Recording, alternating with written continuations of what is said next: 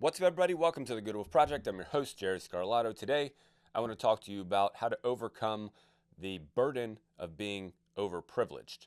Now, that sounds like an oxymoron because why would being overprivileged be a burden? Well, by the end of this conversation, you'll understand what I mean by the burden of being overprivileged. We find ourselves in a very unique place in society today. And by society, I don't only mean in the United States. Now, that's primarily what I'll be talking about because the United States is primarily the overprivileged society. However, westernized culture is spreading rapidly, and as such, there are other countries and other cultures and other societies that are starting to grasp onto this overprivileged ideal. And what we can't fall into as a world society is a bunch of overprivileged brats, for lack of a better term, in so much that we find ourselves relying on certain things. And that's really the crux of the issue, is the reliance of these privileges that we find ourselves with. These privileges that have only been around for a few decades, a handful of decades, maybe a little further back.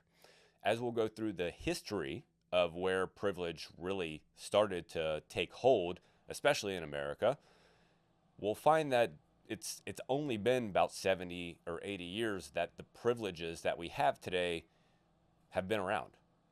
And how our mind has shifted from the appreciation of what we have to believing that we have the right to what we have.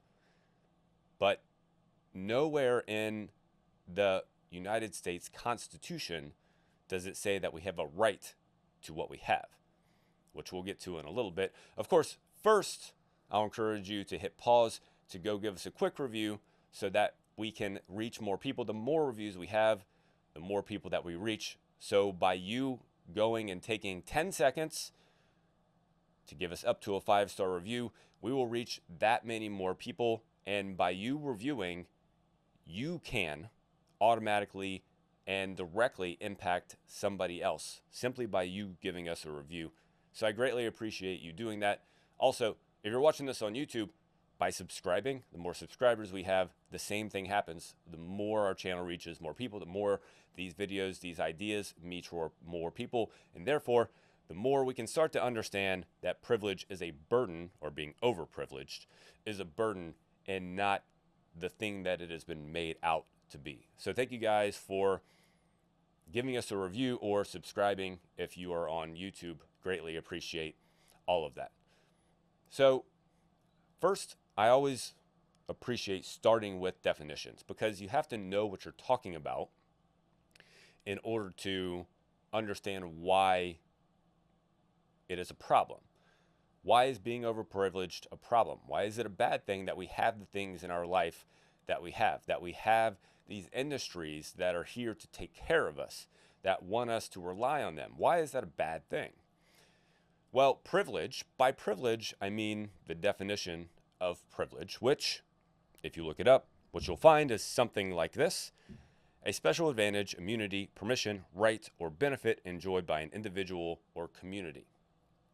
A special advantage, immunity, permission, right, or benefit enjoyed by an individual or community. Now, what I don't mean by privilege is I don't mean what it states in the United States Constitution. Now, again, if you're not in the United States, this conversation still pertains to you because my belief is that the rights in the Constitution extend out to all of humanity. That is my belief. All of humanity that does not try to actively obstruct humanity's rights. Now, of course, wherever you live, your rights may be different. And so, you listen and take acknowledgement of what I'm saying and apply accordingly.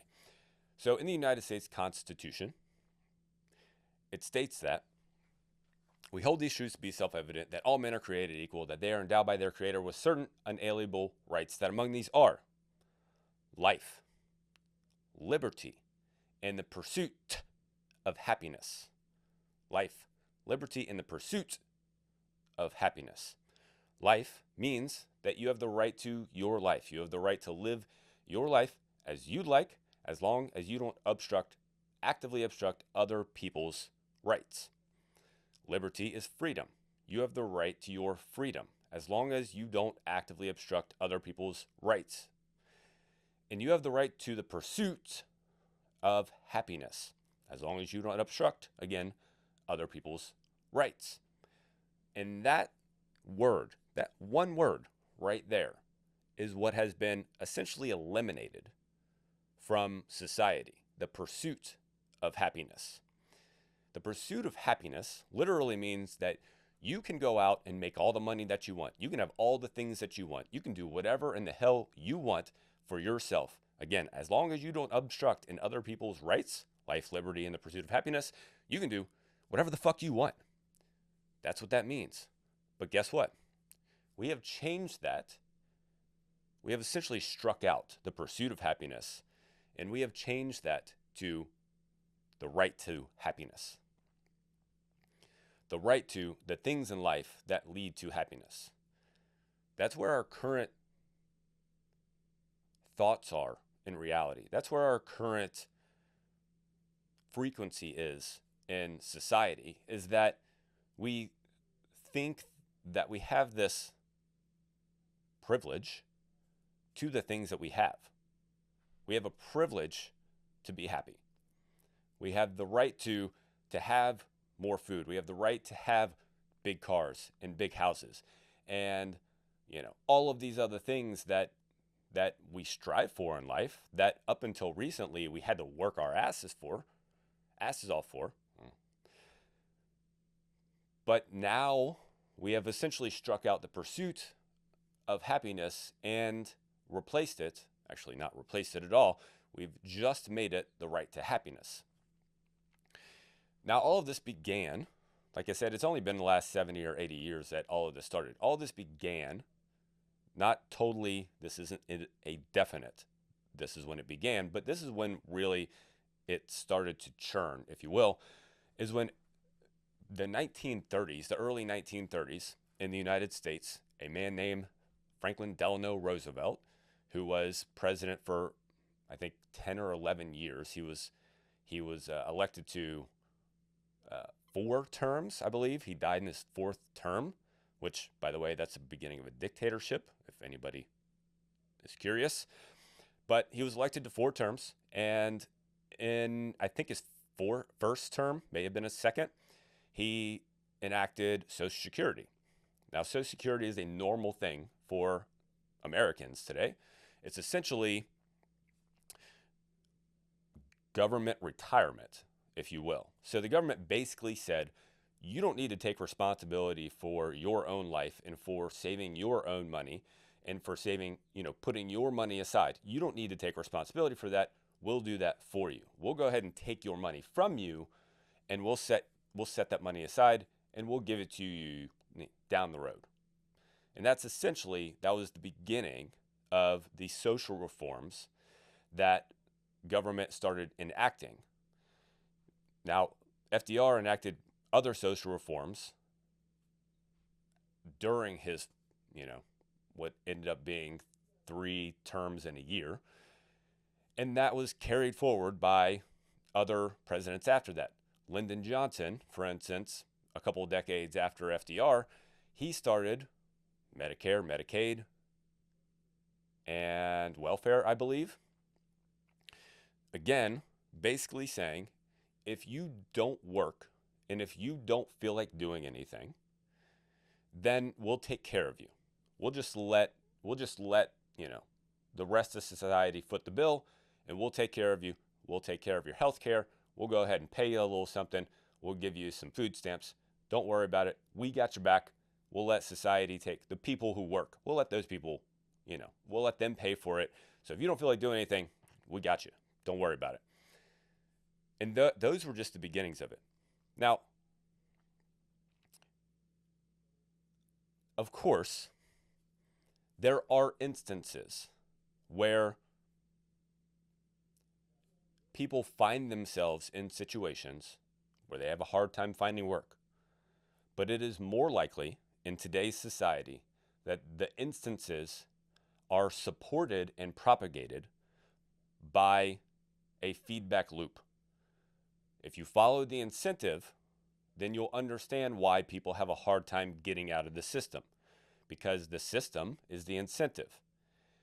If the incentive is don't take responsibility for your life, we will take care of you, then the human system will follow along. That is simply the case. So this isn't a wagging the finger at the person that's taking advantage of the situation. Now, there are people who are actively taking advantage of it, and those people I disdain ultimately, but there are also more people who aren't necessarily actively taking advantage of it.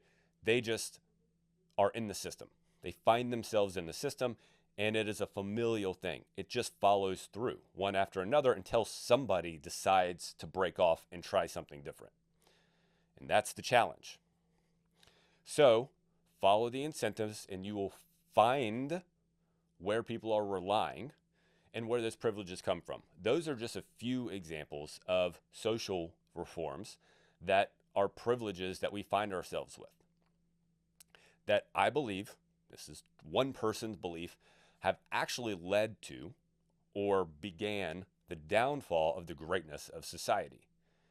Because the greatness, what was the greatness of America was independence and freedom of the pursuit of happiness, was personal responsibility for what was the outcome of your life going to be.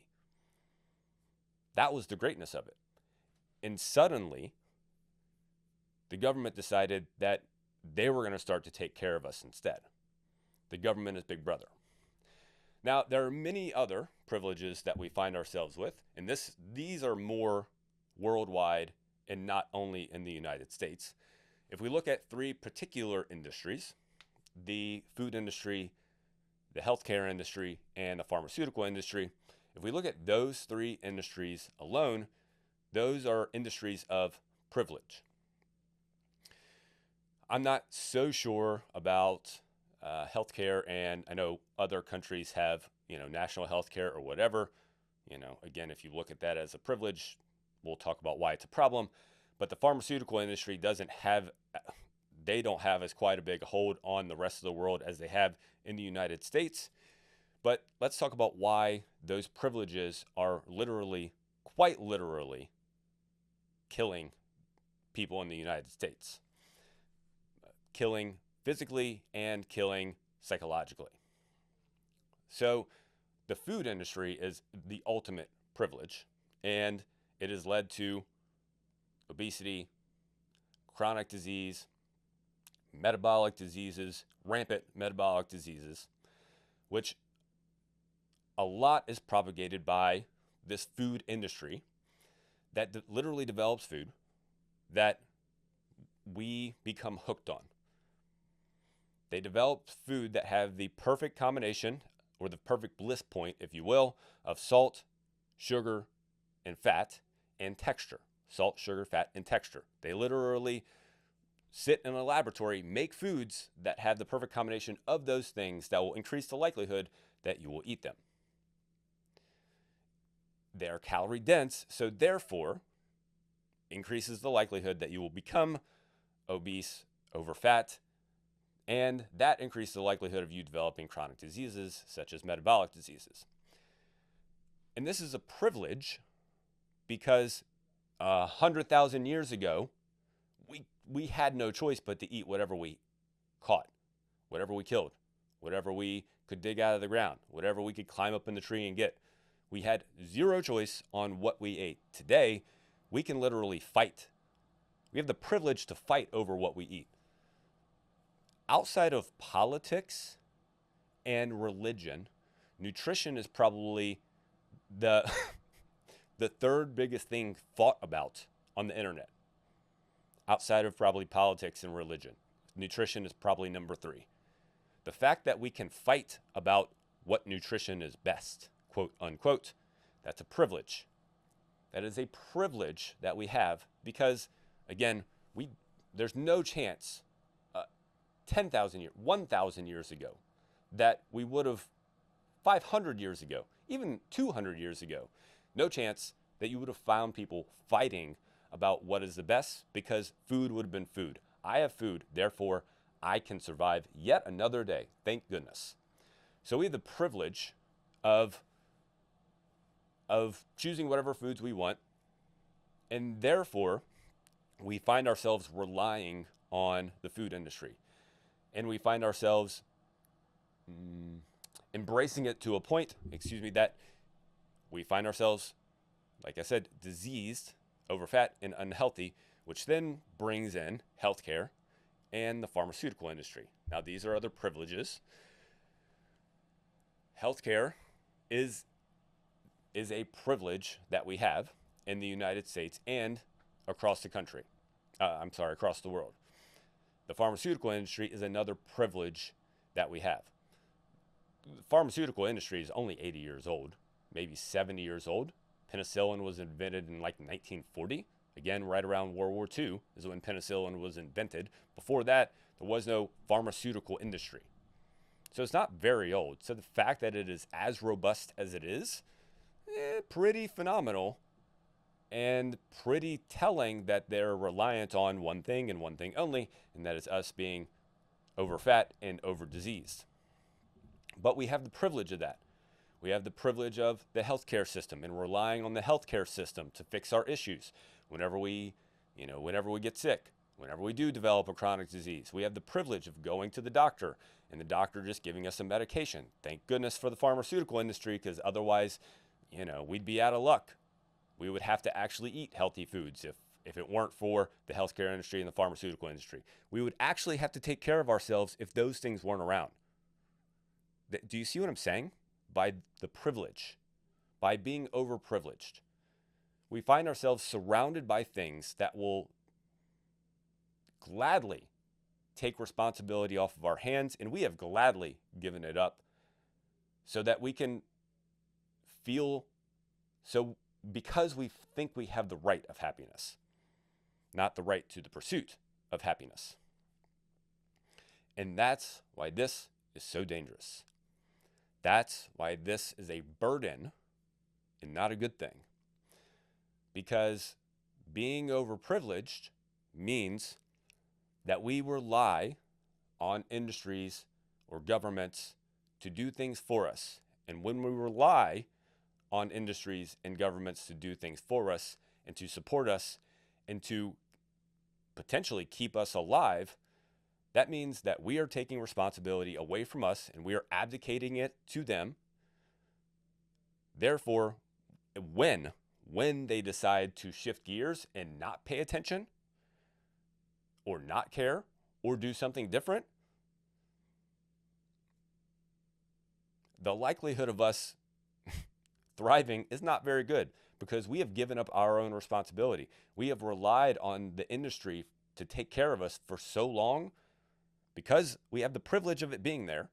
We've relied on it for so long that we don't know how to take care of ourselves, that we don't know how to support ourselves, that we don't know how to get ourselves back into health, that we don't know how to get ourselves back into movement, that we don't know how to get ourselves back into financial well-being. We don't know how to do those things because we have relied and leaned on and abdicated our responsibility for all of these areas of life. That's why it is a burden to have the privileges that we have. Now, again, it's worth stating that by saying all of this, I don't mean that you shouldn't, the food industry, for instance. I'm not saying you shouldn't enjoy food. I'm not saying that when you get sick, you shouldn't go to the doctor. I'm not saying that if it comes down to it and you need to take some antibiotic or you need to take a medication, that you shouldn't do it. That's not what I'm saying. It is there because it is helpful. But to rely on it is a different thing in and of itself. There's a difference between something being helpful and you relying on it. When you rely on it, you give your power away. You give your freedom away. You hand it over and you say, here, take this from me because I don't want it. I don't want it anymore, which for some people very gladly do that because freedom and responsibility are a scary thing. That means you have to say, whenever something's screwed up, whenever something goes wrong, you have to say, I did this. I screwed up. That's why entrepreneurship's not for everybody. Even though entrepreneurship's a very trendy thing right now, it's not for everybody because everybody can't look at themselves and go, yep, it's because I made this decision that the business failed, or it's because I did XYZ that the product didn't take off. But in life, it is the same. In health, it is the same. When you hand your health over to the healthcare system and you say, here, take this from me because I don't want this responsibility to take care of it, then what you're doing is essentially letting them pull you around. In whatever direction they want to pull you is the direction you have to go because you're not taking responsibility for it. That's why it's dangerous. That's why this is so important. Enjoy them, yes. Take advantage of them, yes. Do not rely on them. Do not look at them as rights. Do not look at them as something that you, just because you're here, you have the right to have. Because it is most likely they will gladly take those things away. And when they take those things away, your ability to take care of yourself, to take your own responsibility, if you have just given it up most of your life, it makes it much more challenging to actually do that because that is a habit in and of itself. Taking care of yourself, taking responsibility for your actions, thinking responsibility, thinking for yourself, overcoming obstacles. That's all a habit that you have to develop. Those are all things that you have to think about and you have to do regularly. And if you don't do them, then whenever you suddenly have to do it, it becomes hard. That's why this is so important. Now, of course, I've given up the cure for this because I've said it 1,000 times, but I've not said it directly. The antidote to overcoming the burden of being overprivileged, the antidote is personal responsibility. That's the antidote. That's what will fix the burden of being overprivileged. When you take personal responsibility for the 4 pillars of life, health, wealth, love, and happiness. When you take personal responsibility for those 4 things in life and you say, I'm going to do what I need to do to make sure that I maximize these 4 areas of life, health, wealth, love, and happiness. When I do those things and I take responsibility for that, not only do you see your life change, but you also become a different person. You develop yourself into a different person. You build self-confidence. You build self-belief. Self-doubt starts to go away. You start to believe that more things are possible. You start to believe that you're capable of bigger goals in life. When you start to take personal responsibility, when you give responsibility away, when you rely, when you think something is a privilege, something that you have the right to have, and it's going to be there no matter what, when you think that, you have no reason to try. You have no reason to put forth more effort. So personal responsibility is the ultimate antidote for overcoming the burden of being overprivileged. And personal responsibility just starts by making one decision. I would argue that the best place to start, the one decision to make, the best place to start is for you to take personal responsibility for your health, because that automatically will start to impact the other areas, the other pillars of life, wealth, love, and happiness. Automatically, it will start to impact those. As soon as you start to take control of your health, your freedom starts to come back to you. your life starts to come back to you. You start to get more energy. You start to gain more belief in yourself. People start to see that. People you're trying to attract start to see that. Your body starts to change. People you're trying to attract start to see that. You start to feel happier. Yes, that is true. That being healthier will lead to more happiness. It is true, no matter what society will tell you. No matter what society tells you, that is the truth. So start by making a choice to take responsibility for your health so that you can rely on yourself, so that you can rely on you. If you can't rely on you, how can you even have the audacity to try and rely on other people, much less people in an office somewhere running a business that don't have your interest in mind? It's time to take back your life, and it starts by taking personal responsibility. So this is one conversation of many. The idea of privilege and being overprivileged is a huge idea, and this is just really the tip of the iceberg, if you will, for the idea. So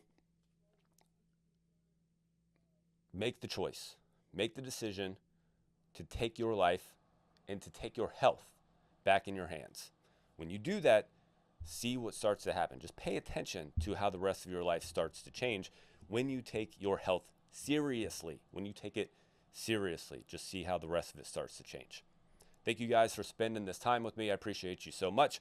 Remember, hit subscribe, and until next time, get out there, step into growth.